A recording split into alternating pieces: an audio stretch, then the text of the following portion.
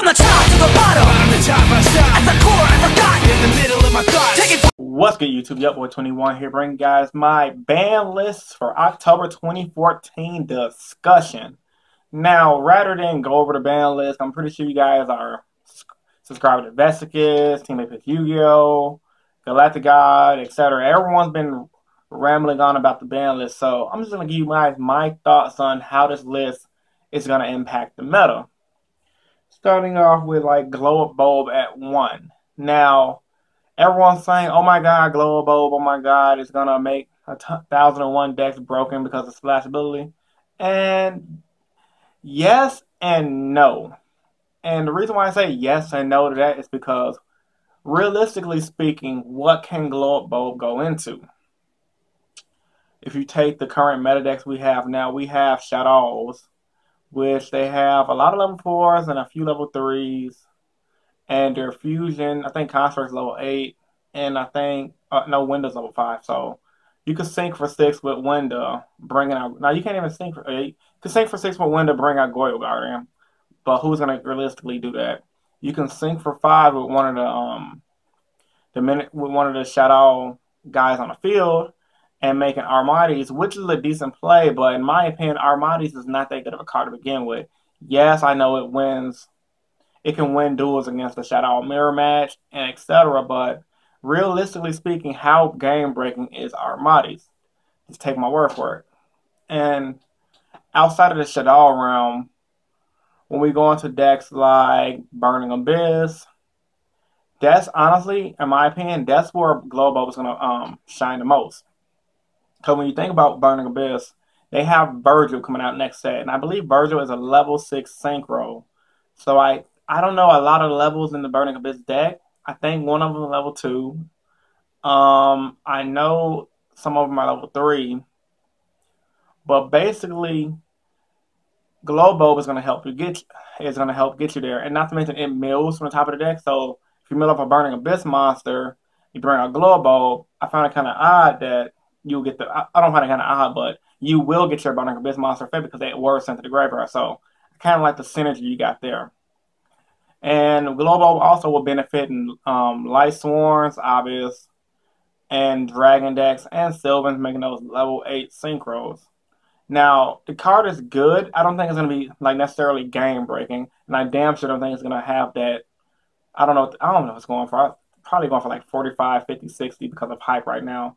I think, honestly, you'll probably settle at 20 to 30. So, if you guys are a patient player like me, I'll say wait for the Glow Bulb. Don't rush into the hype right now. Test out your decks first without buying a Glow Bulb. So that way, you guys will know what to do when the time comes. I'm not going to go over the entire ban list. Let's talk about Raigeki for a minute. Like Capital G said, it's going to be an instant staple. Everyone, I'm a believer in Dark Hole. And everyone should know how powerful cards like Raigeki is an instant board wipe. Now, I do think as the format progresses on, people are going to lean away from main deck and Raigeki and throw it into side deck, and here's why. Because right now, in my opinion, Dark Hole is just as good as Raigeki. Because for one, you're not really going to Dark Hole when you have a field of monsters already. And how rare do you have a big field of monsters? I mean, come on, guys, think about it for a second. And every time I activated Dark Hole, it was always to get rid of a face down monster on my opponent's side of the field or just to board wipe their board. So Raigeki to me has been on one for the past few formats now. Now all we do is got the real actual version of Raigeki, which is more lenient and flexible, but it's gonna still hold the same problems as Dark Hole have for certain players when it comes to things like can't destroy Window. Even though you blow up your opponent's Shadow field, they get half their field right back with that little fucking Shadow bat. And then, not to mention, a lot of the Burning Abyss guys, same thing. Dante goes to the graveyard, he comes back. Burning Abyss goes to the graveyard, they all get their effects. So, Raigeki has honestly came up to the point where I see it staying off the list for a while now because while it's good, it's not going to be main deck worthy. And honestly, based on this format right now, since Shadows, it's pretty much pointless Dark Holing them. And it's pretty much pointless Dark Holing Burning Abyss, especially going to the next format. I was honestly considering taking Dark Hole in my deck because I don't really think it's that good for those Tier 1 matchups. I think it's more better for the Tier 2 matchups. Soul Charge, I've been saying it should go to 1. Infernity, Archfiend to 1. Thank fucking God that the degenerate ass deck needed to die.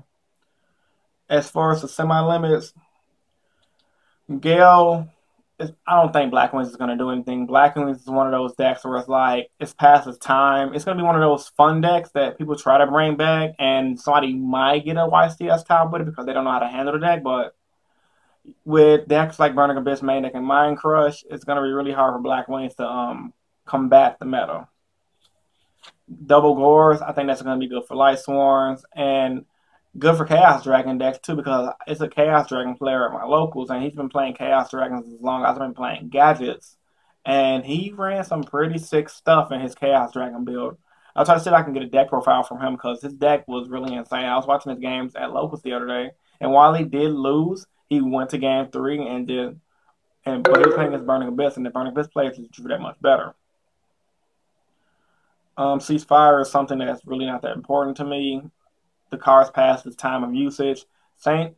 Now, Transmigration Prophecy, a lot of people are thinking like Transmigration Prophecy is one of those things where it's like, it's not going to be used. I guarantee you that card will be used. A lot of players have cited it in the past and it worked. The only reason why people wasn't citing it while it was at 1, because it's one of those cards where it's like, if you draw it too late, you don't want to run it. But if you draw it at the right time, it's really good and it can really help.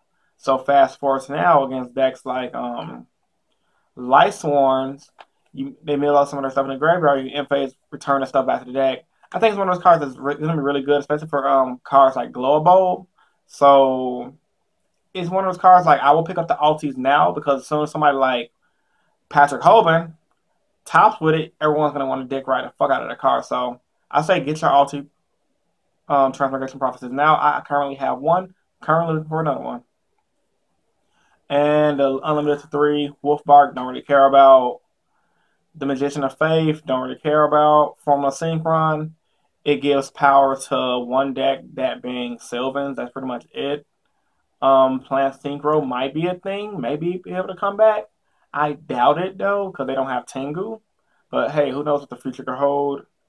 And Rotor at 3, it's obvious Konami only did it because the Noble Knight box set coming out, and the Future of Heroes for whenever they release that deck. So yeah, the ban list, honestly, in my opinion, is really good. I'm glad that what I hoped happened came true. They released something broken off the ban list to come back. I thought that was a pretty good move on their part. But at the same time, when you really think about it, Regeki coming back really ain't that broken, because the Tier 1 decks don't really get hurt by it that much. I mean, you're going to open up your Regeki and your opponent's going to have a window looking at you like, yeah. Hell, fuck. They even might have a construct. You got Regeki the construct out of the way, hit your opponent for like, what, 2,400. Okay, get my Shadow Fusion back. My turn. Fucking Shadow Fuse. Bring out construct again. It's going to be the same thing.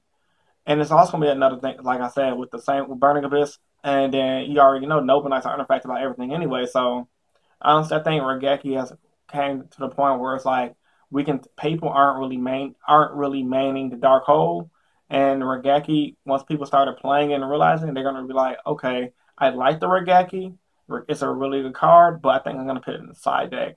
Honestly, if I get a Regeki, it probably will go in the side deck. Well, at locals, it'll go in the main deck, but at a big event, it'll go in the side deck due to the fact that you're going to play a lot more meta decks than you're going to play a lot more rogue decks. So, hope you guys enjoyed this video. If you did, give it a big thumbs up. And let's try to shoot for 20 likes as always. Well, 30 likes now, because that's my new goal. Comment down in the comment section below. What do you guys think about my thoughts on this 2014 October ban list? This is Yobo21 with my ban list discussion. I'm out. Deuces. Rate, comment, subscribe.